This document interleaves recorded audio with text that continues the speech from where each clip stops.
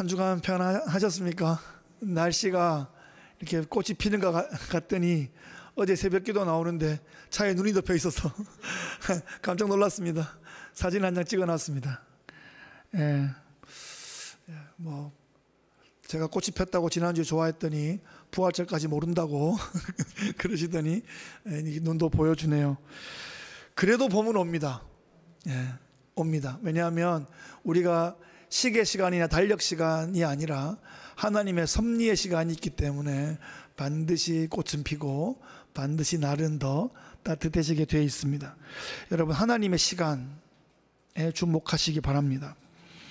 여러분, 만약에 시간이 좀 있으시고 재정이 좀 여유가 있으시고 체력이 좀 있으시면 뭐 하고 싶으십니까? 이렇게 제가 몇 분 여쭤봤거든요. 그랬더니 여행 가고 싶다고 하시더라고요. 많이들 그러신 것 같습니다.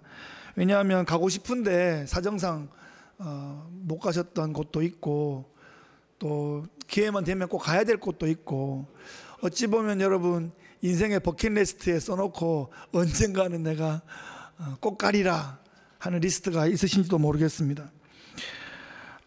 여행은 경치가 좋은 곳으로 가기도 하고 또 애들이 있을 때는 재밌는 데 가야 되기도 하고, 학습을 위해서 어떤 박물관이나 유적지를 가게 되기도 합니다만, 여행이라고 하면 가족 보러 가는 경우들이 많습니다. 가족과 함께 하는 경우가 많죠. 한국에 부모님이나 또 형제, 친지들이 있으면 언젠가 한번 가야 되는데, 또 친지들이 흩어져 있으면 몇 년에 한번 날 잡아가지고 어떻게 모일까 그런 연구를 하는데도 몇 달씩 걸리기도 합니다. 어떨 때는 학교나 비즈니스에 묶여 있기도 하고, 애들이 어리면 어린 대로, 애들이 집을 떠나 있으면 떠나 있은 대로 맞추기가 상당히 좀 어렵고, 재정적인 것도 물론 고려해야 하고 그렇습니다. 그래서 마음은 굴뚝 같은데 여건이 쉽지 않은 때가 많은데, 개인적으로 이렇게 여행을 많이 다닐 수 있는 출입이 있는 직업이기도 하고 또 그게 되게 어려운 직업일 수도 있습니다. 제가 버지니아에 6년을 살았는데, 버지니아만 해도 남부 정서가 있고 거기서 조금만 내려가면 이제 캐롤라이나가 있는데, 제가 조지아로 한번 여행을 가다가 기름이 떨어져서 사우스 캐롤라이나 시골을 들렀어요. 그래서 기름을 넣고 거기 이제 할머니가 있어서 이제 말을 이렇게 걸어봤는데, 진짜 2차 대전 이후로 이 마을을 못 벗어나 봤다 그러시더라고요. 스테이트는 고사하고 그 도시에만 평생을 사시는 분들이 미국 시골에 꽤 계시는 것 같았습니다.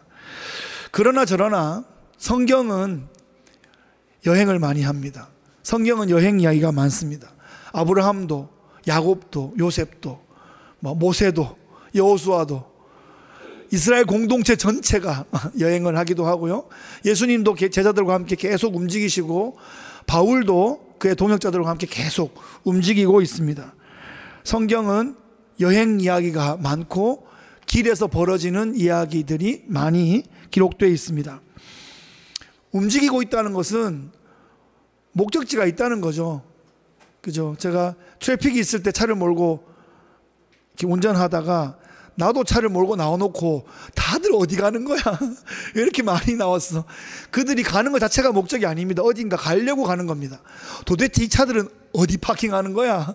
그러면서 이제 가게 되는데, 구약 성경에서는 가나안을 향하여 가는 경우가 많고, 복음서에는 예루살렘을 향하여 가고, 또 서신서에는 로마를 향하여 가는 이야기들이 많이 있습니다. 우리 인생도 돌아보면 한바탕 여행한 것 같지 않습니까? 그죠? 우리는 고국을 떠난 나그네인데 또 영적으로는 하늘을 떠난 천국 나그네들입니다. 우리에게는 그래서 갈 본향이 있습니다. 여러분, 지난 주일에 비해서 우리는 또 한 주일 본향에 가기가 가까워진 것입니다. 우리에게 주어진 이 지구 여행을 잘 하시기를 바라고, 좋은 기억, 좋은 추억들, 좋은 열매들, 좋은 교제들 많이 하시기를 바랍니다.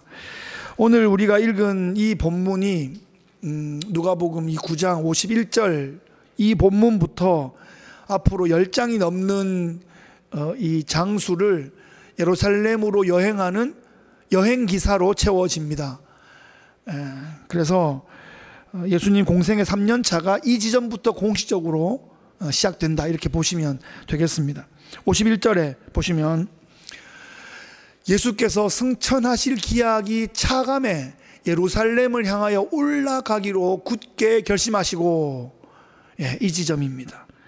기약이 차가고 있습니다. 약속한 시점이 차가고 있어서 예루살렘을 향하여 예수님이 올라가기로 굳게 결심하시고 예루살렘을 향하여 제자들과 함께 발을 내디디고 계신, 이것이 예수님 공생의 3년차에 예루살렘을 향한 순환기의 시작 지점이 되겠습니다. 기약이 차가는데 그게 인간으로는 그때가 언제인지 가늠할 수가 없습니다. 하나님만 아시는, 하나님의 지혜만 알고 있는 그때를 향하여 모든 인류의 역사가 이렇게 향하여 진행되어 가고 있는 것입니다. 때가 참에 라는 구절, 여러분 갈라디아 4장 4절 한번 보시죠. 유명한 구절. 때가 참에 하나님이 그 아들을 보내사 여자에게서 나게 하시고 율법 아래에 나게 하신 것은, 이 때가 참에, 때가 참에, 오늘 또 찬양도 때에 대한 찬양들을 드렸는데 주님의 시간, 그 때가 차가고 있다는 것입니다.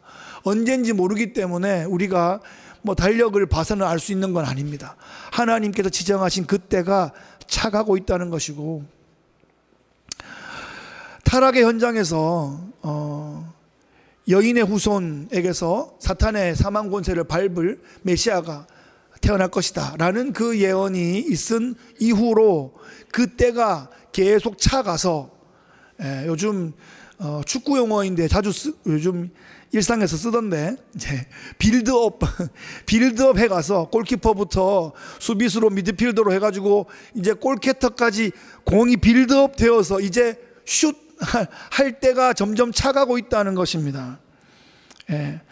여인의 후손으로 오셔서 사탄의 권세를 밟으실 그 메시아가 때가 참에, 구약의 때를 계속 빌드업해서 신약의 때에 예수님께서 오셨다는 것이고, 그 예수님이 오신 그 때가 바로 카이로스의 시간입니다.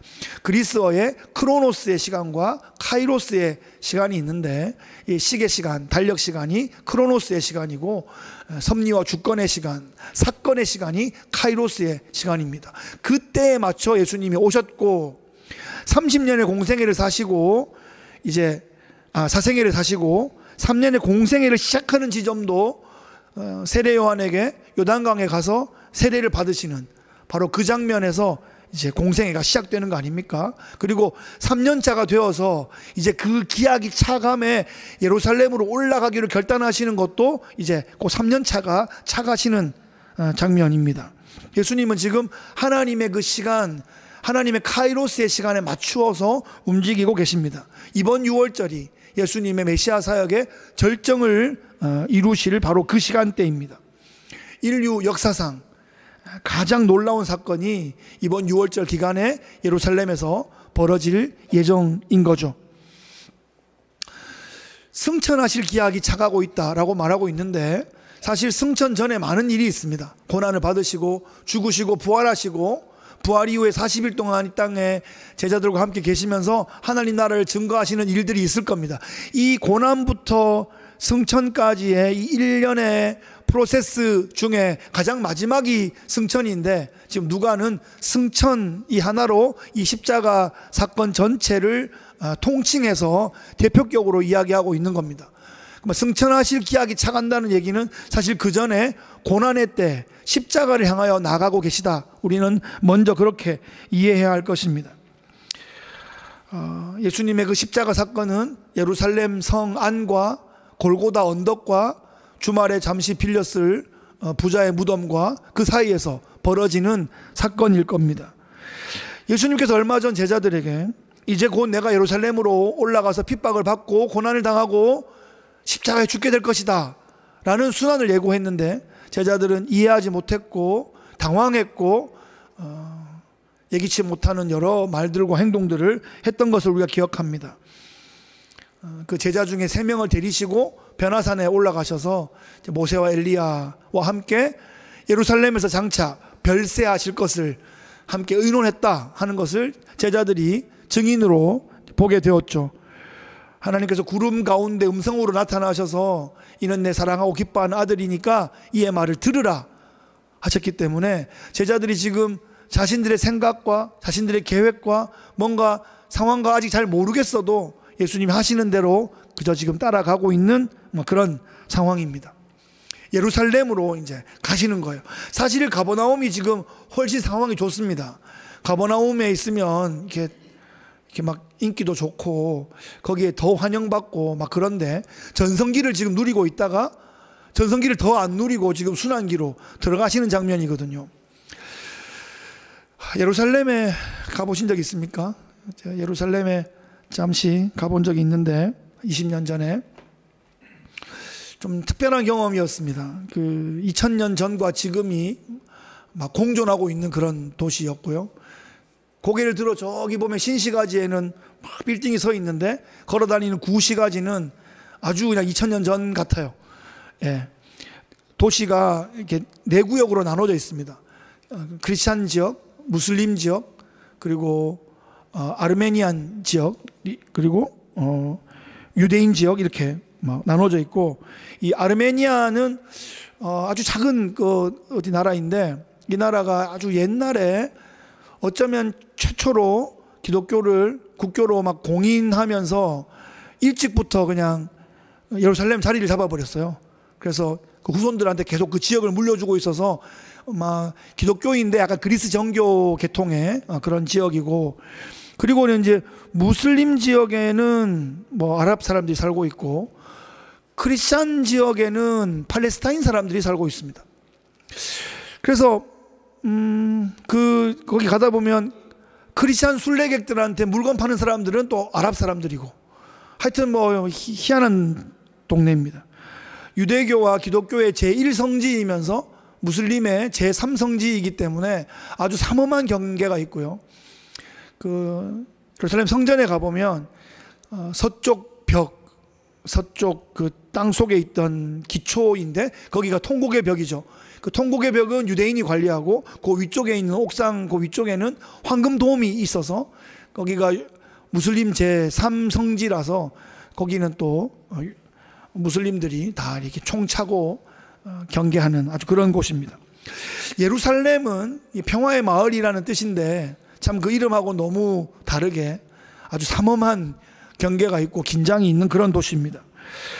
예수님 공생의 3년 차쯤 되셨을 때 그 평화로운 갈릴리 땅, 참 응원과 후원과 인정과 칭찬이 많은 그 가버나움의 전성기를 뒤로하고 예루살렘을 향하여 이제 걸어 가십니다. 예루살렘을 향하여 간다고 할 때 직선거리로 가면 며칠이면 가는 거리잖아요.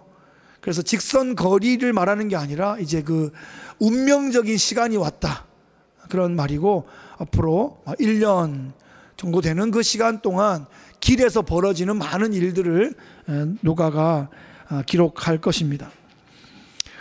예루살렘에 가면 이제 성전, 솔로몬 성전터가 있고, 그 성전터가 이제 1차 성전이 무너진 다음에 스룹바벨 성전이 재건되었고, 예수님 때는 거기에다가 헤롯이 수십 년째 계속 증축을 하고 있는 그런 과정에 있습니다.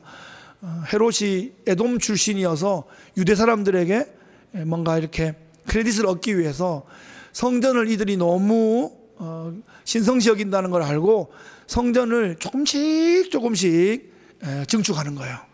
한 80년 걸려가지고 대를 이어가지고 계속 금박 하나 붙이고 그 다음 주에 뭐 하나 칠하고 뭐 조금 땡기고 이러면서 몇십 년째 지금 계속 증축을 해나가는 그런 과정이거든요.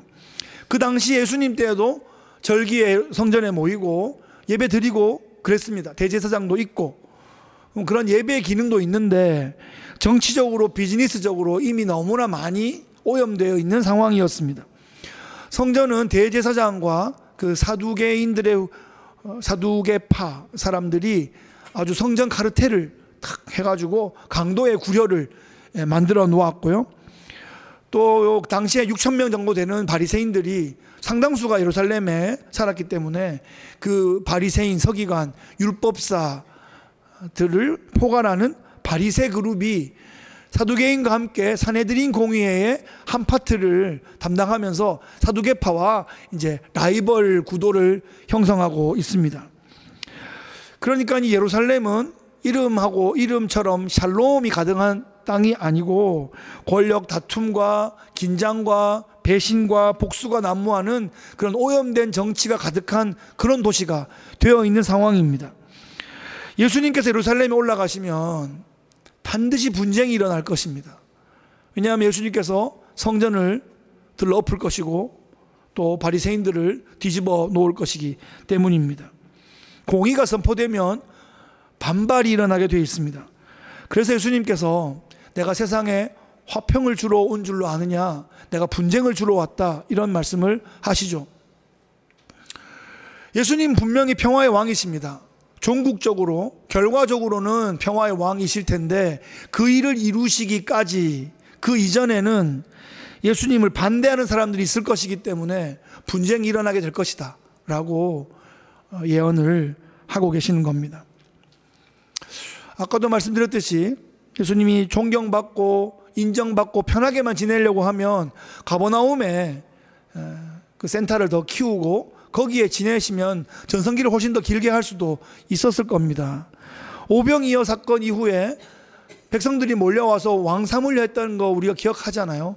그죠? 그때 뭐 오병이어 한번 하고 또 칠병이어도 한번 하고 뭐 삼병오어도 한번 하고 한 번씩 이렇게 하시면 되잖아요. 그러면 정기적으로 그런 이벤트씩 하면서 계속 막 추앙 받을 건데 추앙해요. 막 이런 거 막 있을 텐데 지금 예수님은 그런 왕 하시려는 게 아니라는 겁니다.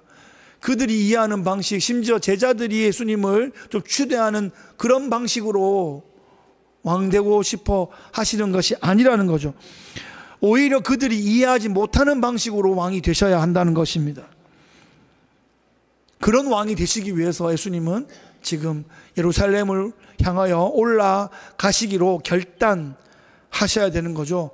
혼자 가시면 슉 가시면 되지만 이 제자들을 데리고 가셔야 되기 때문에 이 무지몽매한 제자들을 데리고 가면서 이 이해하지 못하고 한마디씩 불쑥불쑥 하는 이 제자들을 그래도 기다려주시고 용납하시고 설명하시고 설득하시고 감동하시면서 그래도 안 되면 3명 데리고 막 모세 엘리야 막 부르시면서 어쨌든 이들을 안고 데려가셔야 되는 것이, 왜냐하면 예수님의 이 삶과 사역과 예수님의 모든 이 말씀과 이것을 보고 듣고 기억하는 사람들이 있어야 되기 때문에 이 제자들을 오디오와 비디오 기록장치로 계속 안고 가고 있는 것입니다.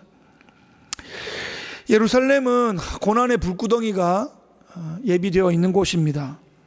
반대와 배신과 치욕, 수치가 기다리고 있는 곳입니다. 그럼에도 불구하고 예수님은 그 예루살렘으로 올라가시기로 굳게 결심하십니다. 메시아에 가는 길은 그런 강력한 의지와 결단과 희생과 헌신이 필요한 그런 길인 거죠. 자, 예수님께서 제자들과 함께 갈릴리에서 유대로 가십니다. 그 중간에 사마리아가 있는 거 아시죠? 보통 유대인들이 하는 것처럼 요단강을 2번 건너 우회하지 않으시고 직선거리로 내려가시며 사마리아를 관통하고 계십니다. 그 제자들 중에 몇 명을 선발대로 보내가지고 이제 먹을 데가 있는지 좀 잘 데가 있는지 섭외하러 섭외팀을 보냈는데, 지금 우리 13명이 여기를 지나가는데 우리 스승님과 함께 유숙할 데가 있습니까? 그랬더니 어디 갑니까? 그러니까 예루살렘 갑니다. 그러니까 거절한 거예요. 사마리아의 어떤 동네가. 안 그래도 이 사마리아와는 감정이 안 좋았는데 주님이 지나가자고 하니까 지나가고 있는데 말이지, 그런 섭외를 했는데 거절을 당하니까 제자들이 열을 받았습니다. 그 중에 제일 열받은 사람들이 이제 야고보와 요한 형제가 열받은 겁니다. 우린 야고보 요한 그러면 되게 착하고 정말 요한 그러면 야고보 그러면 되게 막 착한 사람일 줄 아는데 안 착한 거예요. 우레의 아들, 천둥의 아들, 버럭버럭하는 애들이었단 말이에요.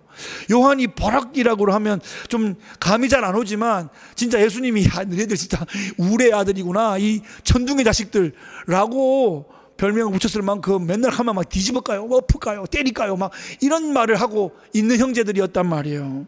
주여, 우리가 하늘에서 불을 명하여 저것들을 다 구워버릴까요? 뭐 이렇게 이 형제가 얘기하고 있는 겁니다. 왜 이런 얘기를 할 수 있냐? 이 이야기 근거가 있습니다. 유대인들이라면 다 알고 있는 엘리야 이야기. 열왕기하를 펴면 그 아합 왕의 아들 아하시아가 다락난간에서 떨어져 가지고 이렇게 막 다쳐서 침대에 누워 있는데 엘리야가 뭐라고 합니까? 네가 올라간 짐상에서 다시는 내려오지 못할 것이다, 뭐 이렇게 말하니까 야, 엘리야 좀 불러와. 그러면서 50부장을 보내요. 그러면 50부장하고 50명하고 51명을 보내는데 선지자여 내려오소서, 왕이 부르십니다. 그랬더니 하늘에서 불을 내려서 51명을 구워버리는 거예요. 그랬더니 한 팀 더 보냈는데 또 구워버렸어요. 102명이 다 불탄 거예요. 나중에는 그 사람들이 막 비니까 이제 내려와서 세 번째는 안 탔는데, 이 사건을 알고 있잖아요. 그리고 얼마 전에 야고보와 요한이 엘리야를 만났잖아요, 또 산에서. 그러니까 어깨가 쫙 올라가지고 야, 우리 엘리야 만났어. 불을 야 사마리아 좀 기다려, 불을 와 주님 그렇게 할까요? 이렇게 막 말하고 있습니다. 예수님께서 야고보와 요한을 꾸짖으시고 그냥 다른 마을로 가자, 이렇게 반응하셨습니다. 거절당하는 건 분명히 힘든 경험입니다. 그 거절이 두렵고 또 거절하는 그 기분 상함 때문에 우리가 뭔가 제안도 잘 못하고 부탁도 잘 못하고 예수 믿자, 교회 가자는 말도 잘 못하는 거죠. 싫어, 이 말 듣기가 너무 막 부담스러워서 그렇습니다. 그런데 지금 이 거절은, 지금 이제 이 제자들은 막 보복하고 막 복수하고 싶잖아요. 마음이 내가 너무 상했기 때문에. 근데 예수님은 아직은 아니다라는 겁니다. 결국은요, 예수님 안 믿고 계속 하나님 나라를 거절하는 것에 대한 대가는 분명히 있을 겁니다. 그런데 아직은 아니다. 지금은 아직은 열려있다. 아직은 기회가 열려있다. 아직은 용납의 때이다. 아직은 은혜의 때이다 하는 겁니다. 각 사람이 하나님 앞에 설 때가 있고 역사의 마지막이 있을 겁니다. 그때까지는 기회가 있는 거예요. 그때까지는. 지금은 심판의 때가 아니라 초청과 용납의 때이다. 그래서 우리가 그때까지는 복음을 전할 수 있습니다. 그때까지는 누구에겐가 계속 요청할 수 있습니다. 문이 닫히기 전까지는 가능하다는 거죠. 더 이상 못할 때가 옵니다. 그때까지만 하면 됩니다. 일할 수 없는 밤이 온단 말이에요. 해가 떠 있는 동안 할 수 있을 때까지만 하면 됩니다. 지금 그 마을은 예수님과 제자들의 숙박을 거절했지만, 여러분 우리가 성경 역사를 보면 몇 년 뒤에 예루살렘에 큰 부흥이 있은 다음에 빌립을 통해서 사마리아에 큰 부흥이 있습니다. 큰 부흥과 기쁜 소식이 막 넘쳐나게 되는데, 그때 이 마을이 예수님 앞에 나왔을지 어떻게 압니까? 그러니까 지금 심판해야 되는 게 아니고, 지금은 마음이 상하지만 아직 은혜의 때이기 때문에 기회를 주시는 겁니다. 예수님이 그렇게 제자들과 함께 길을 계속 가고 있는데 어떤 사람이 예수님께 와서 말을 겁니다. 어떤 사람, 다른 본문에서는 그 사람이 서기관이었다라고 설명해 주고 있습니다. 서기관은 예수님과 좀 대척점에 있던 사람들이고, 예수님 좀 싫어하고 좀 골리고 함정파고 그랬던 사람인데, 오늘의 이 서기관은 예수님께 제가 당신을 따르고 싶습니다라고 용기 있게 말하고 있습니다. 그 마음만도 대단히 귀한 마음인데 예수님이 그 서기관에게 뭐라고 말씀하시냐? 여우도 굴이 있고 공중에 새도 집이 있는데 나는 머리 둘 곳이 없다. 그래도 따르겠니? 라고 물어보시는 겁니다. 제자가 되는 겉보기로 좋은 것만이 아니라 제자로서 치러야 될 대가가 있다는 것입니다. 편한 생활을 좀 포기해야 될 수가 있고요. 거절을 밥 먹듯이 당하고 환대받지 못하고 오해받고 무시당할 때가 있을 거라는 겁니다. 나의 이 고매한 성품과 학식과 나의 배경에도 불구하고 비웃음과 조롱을 당할 수도 있다는 것입니다.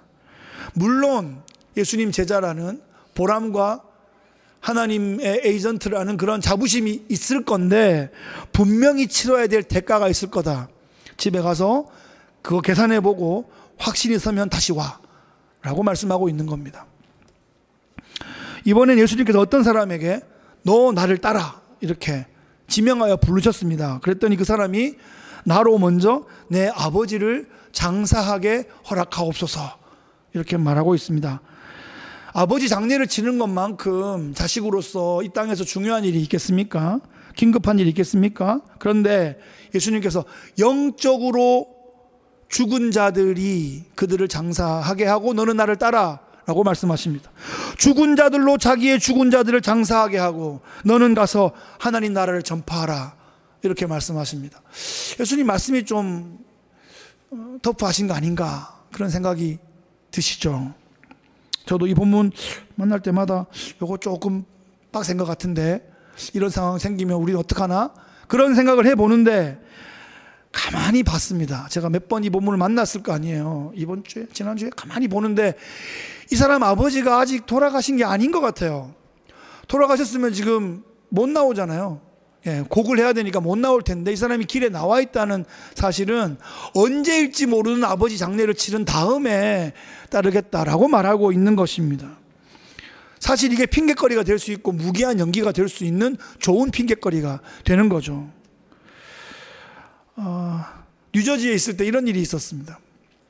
그 교회에 두 분의 파송선교사가 있었는데 그 교회에 안수 집사님, 의사인 안수 집사님 한 분하고 이제 장로님 한 분하고 이분들이 한 1, 2년 사이로 교회 파송을 받으셨습니다.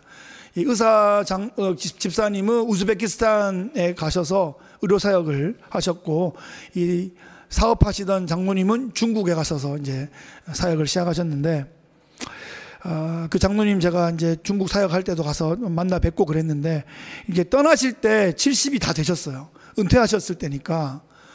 그런데 이제 노모가 살아 계셨는데 90세가 되셨는데 내 죽기 전에는 못 간다 그러신 거예요. 근데 그 장로님 어머니께 큰절을 하고 어머니 다녀오겠습니다 하고 가신 거예요. 6년을 하고 안식년 때 와셨는데 어머니 살아 계신 거죠.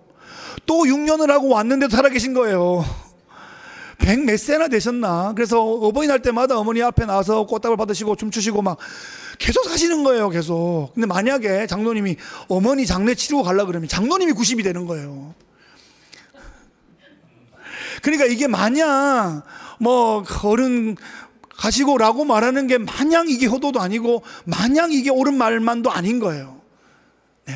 온 교회가 그래서 장로님 사역과 또 어머니 권사님을 얼마나 귀하게 우리가 또 섬기고 기뻐했는지 모릅니다. 1189장이 되는 성경 전체 성경 필사를 이제 교회가 했거든요. 그 프로젝트를 제가 이제 행정으로 담당을 해가지고 각 장을 한 분씩 쫙 배정을 하는데 창세기 1장을 누가 쓸 것인가. 담임 목사님이 너무 쓰고 싶으셨는데 그 나권사님 100세 되신 나권사님께 양보해드리고 목사님이 2장을 쓰셨습니다. 그래서 딱 펼치면 그 나기순 권사님의 그 글이 첫 장에 딱 나오는 거죠. 그래요. 예수님이 지금 천륜을 버려라 이렇게 말씀하고 있는 게 아니라 하나님의 나라의 긴급성과 우선성을 가르쳐주고 계시는 겁니다. 세 번째 사람이 등장하는데 이 사람은 또 예수님께 나와서 이렇게 말합니다. 주여 내가 주를 따르겠나이다마는 먼저 나로 가족을 작별하게 허락하옵소서. 이 사람이 주님을 따르고 싶은 마음이 있는 것은 맞겠으나 가족보다는 후순이다 이렇게 말하고 있는 셈인 거예요. 가족이 작별 안 해주면 어떡할 건데요? 안 간다는 거잖아요. 이 사람에게는 그 가족뿐 아니라 사업이 우선순위가 될 수도 있고 뭐 자식이 우선순위가 될 수도 있고 내가 쉬는 게 우선순위가 될 수도 있고 나의 취미 또는 나의 자존심이 아직은 허락을 안 해서 그게 해결되면요 라고 말하고 있을 수도 있는 겁니다. 수많은 것이 예수님을 따르는 것보다 우선순위에 있을 수 있다는 것입니다.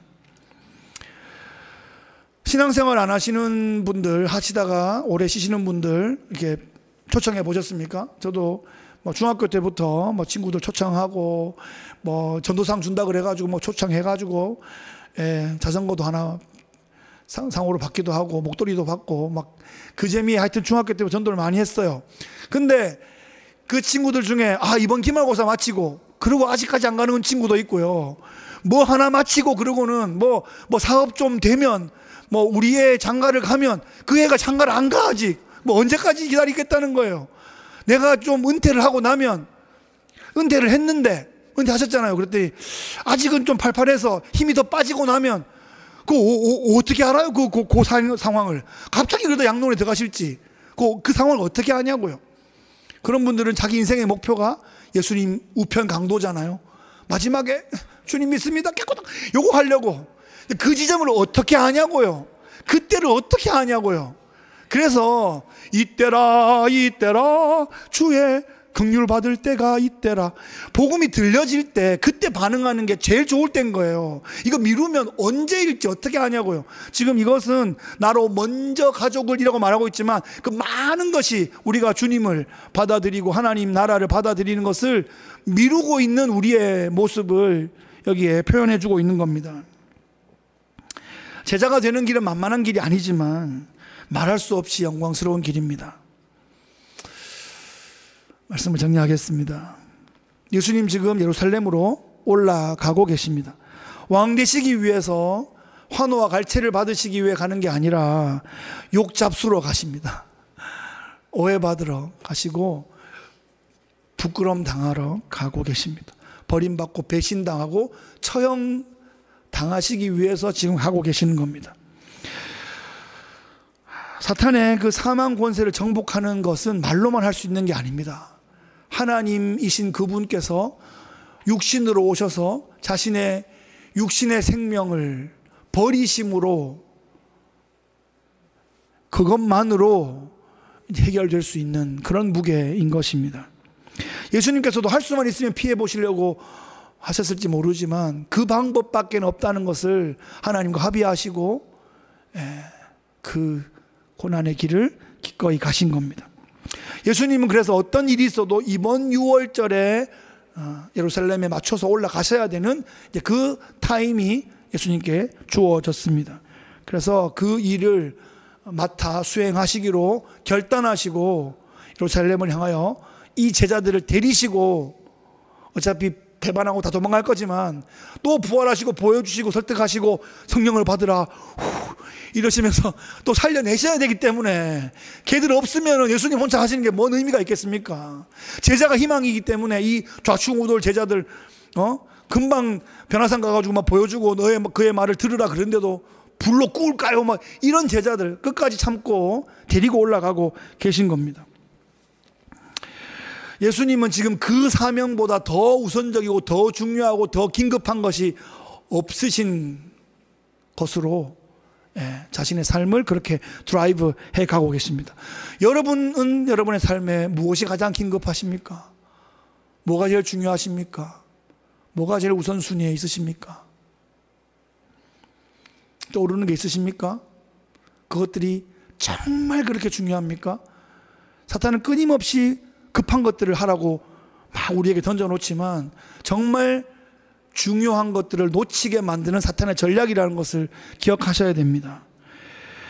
예수님 믿는 것은 우리에게 너무나 중요합니다. 해도 되고 안 해도 되는 게 아니라 하면 좋고 뭐 안 하는 것보다 하는 게 좋겠지 정도가 아니라 가장 긴급하게 우리가 해야 될 일들입니다.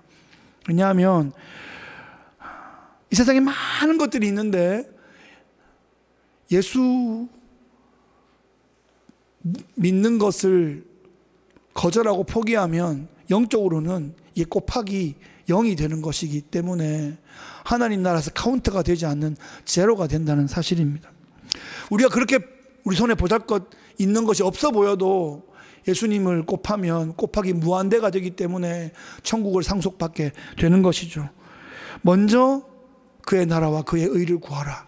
우리에게 도전하고 있습니다. 먼저 제자 되는 일부터 시작해라. 그 모든 것은 내가 채워주겠다. 약속하고 계시는 겁니다. 제가 선교 주일 때 소개했던 짐 엘리엇을 기억하십니까? 영원한 것을 얻기 위해서 영원하지 않은 것을 포기하는 것은 지혜로운 것이다. 그것은 결코 어리석은 것이 아니다 라고 말하고 있습니다. 무엇이 영원하고 무엇이 영원하지 않은지를 분별할 줄 아는 지혜가 더 중요한 거죠. 하나님을 경외하는 것이 지혜와 지식의 근본이다 라고 성경이 말하고 있고, 만왕의 왕 만주의 주 예수 그리스도를 따르는 것이 최고의 지혜인 것을 믿습니다. 오늘 종려주일입니다. 예수님께서 예루살렘에 입성하신 날입니다. 오늘부터 이제 한 주간의 고난주간이 시작됩니다. 예루살렘에서 예수님은 한 걸음 한 걸음 이제 십자가를 향해 나아가시는 매일매일의 삶을 진행하실 겁니다. 이 한 주간 예수님의 고난을 묵상하며 여러분 계신 자리에서 또 저녁 기도회 때 자발적으로 나오셔서 기도의 자리에 평소보다 한 번, 두 번 좀 더 깊이 들어가시는 날들이 되시기를 바랍니다. 인류가 창조되고 인류가 완성될 그 사이에 있는 인간의 역사의 기간 동안 가장 중요했고 가장 긴박했고 가장 영광스러웠던 한 주간이 이제 시작되는 겁니다. 이보다 더 중요한 날들이 없었습니다. 그 패션 위크 그리고 이스터 부활의 아침을 향하여 주님이 걸어가시는 이 한 주간, 그 영광스러운 주님의 걸음에 함께 동참하시는 귀한 주님의 제자들 되시기를 예수님 귀하신 이름으로 축복합니다.